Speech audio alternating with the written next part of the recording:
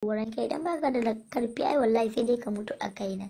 Ko kuma idan na hau kanka ya za ka yi da ni, ka kwantar da kai na hau kanka na so ka na buɗe duri na ya buɗe bakin shi na hau kan buranka jelanka na gosa maka shi wallahi idan baka da karfi ai sai ka mutu sai a ce na yi kisa.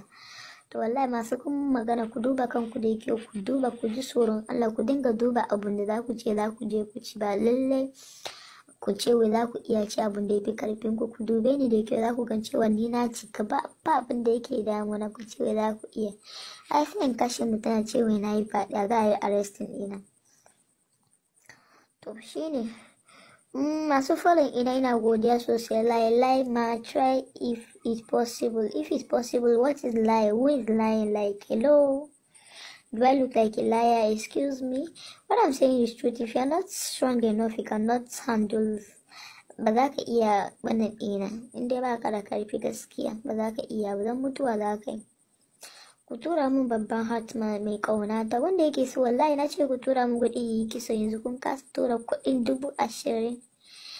ya da maganin yan karuwar mai ne. I love hi okay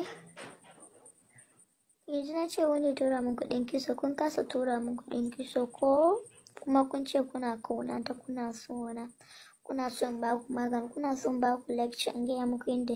ni baya nake zana ina gaya muku inda za ku rike matan ku yanda ba za ku yi asaran inta ba ko. To wallahi idan kuna son matan ku gwara ku zo ku siya maganin ka san ka hau nan da nan iya shan bura idan kun san idan kuka hau kan matan ku nan da nan kun kawo to gwara ku zo ku siya magani gaskiya maganin wanda zai sa idan kuka hau kanta sai ku dan doka lokaci idan kuka hau buran ke tashi haka ba wai ya haka ba yana haka bai da karfi amma kaga buran da yake da haka wallahi buran da yake da haka yake da dan jikin shi yana da daɗi